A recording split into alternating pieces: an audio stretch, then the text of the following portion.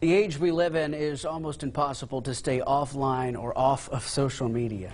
And with new generations growing up in a society so heavily focused on the digital world, dangers that lie beneath the screen aren't so easy to spot. Fox 44's Allison Fox O'Connor joins us in the studio after diving deep into what makes these children feel invincible while online and what parents should know when allowing your kids access to social media. Allison. Well, MG, Adam, we now live in the digital age where everything is so conveniently at our fingertips with just a push of a button. But do you ever think of how dangerous the online world can be? Here's what I found out after speaking with WACO PD and a social media expert.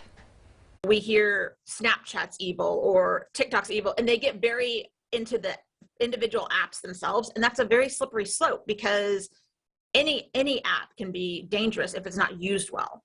Living in the digital age, people of all ages are gaining more access to social media and the online world. Many teenagers and preteens have been on for quite some time as they grew up with the internet right in front of them. But what lies beneath that screen? Behind the blue of the Facebook logo or the yellow and white of the Snapchat ghost? Every time you add somebody, you are also adding their circle of friends, which is going to ever increase the number of people you are exposed to on there, and any one of those could be a possible danger, a potential danger. With so many new social media and game apps with areas for users to chat digitally, it can be hard to keep up. And for those who belong to older generations, social media expert CARYN Brown understands that while it can be overwhelming, taking the time to understand these apps can be a great help in keeping your children safe. There's also some uncertainty. I mean, these parents sometimes are getting onto social media just because their kids are on it. And so they're not familiar with it.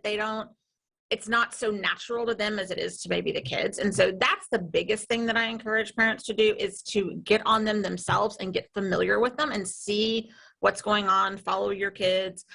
Make sure you have your kids' access and passwords. But what can children do to keep wary of digital dangers while using the apps they love? Explaining the dangers to them, making them aware of different things, and also letting them know that it's okay that if something confuses you or something doesn't seem right to you, to come to your parent to let them know that they saw something and are worried about it or concerned.